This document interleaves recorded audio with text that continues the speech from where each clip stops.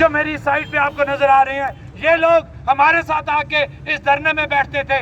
इसलिए ये वो बागैरत बाजुरत लोग हैं जिनके सिले का आज तमाम पूरी रियासत जो है वो फायदा उठा रही है। आप लोग जितना भी आपको आपका शुक्रिया अदा किया जाए वो कम है।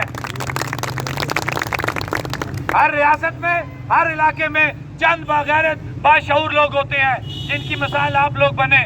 एक गैंती बेलचे का काम करने वाला जो एक मजदूर था, वो भी आके बैठता था हमारे साथ और कहता था कि आप वाकई ठीक काम कर रहे हो। और दूसरी तरफ एक पढ़ा लिखा जाहिल अनपढ़ में उसे कहूंगा, बेगैरत उसे कहूंगा, जो हमें यहाँ पे तंजिया जाके कहता था वो किसके लिए यहाँ पे बैठे हुए हो, ये बिजली सस्ती नहीं होनी, ये आटा सस्ता नहीं होना।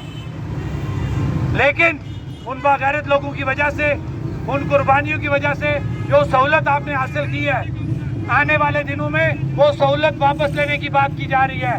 उसको सहूलत को खत्म करने से पहले एक काला कानून सामने लाया गया, एक सदारती आर्डिनेंस की शक्ल में एक कानून सामने लाया गया। वो कानून ये कहता है कि जब आप एहतजाज करोगे आपको पहले इजाजत लेनी पड़ेगी। आप मुझे बात बताएं, ये किस तरह हो सकता है कि एक बंदा आप पे एहतजाज भी करता है, वो आप पे जुल्म भी करता है, और उसके बाद आप उसी जालिम और हुक्मरान के पास जाएं और दरख्वास्त दें कि जनाबे वाला आपने हमारे ऊपर जुल्म किया, हम आपके खिलाफ एहतजाज करना चाहते हैं, हमें इजाजत दें। ये हो सकता है? शर्म आनी चाहिए उन हुक्मरानों को जिन्होंने ये काला कानून लाया।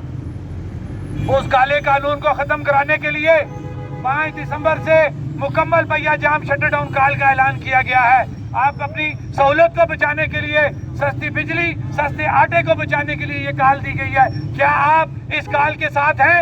हाथ खड़ा करके बचाएं। तमाम लोग हाथ खड़ा करें, तमाम लोग हाथ खड़ा करें।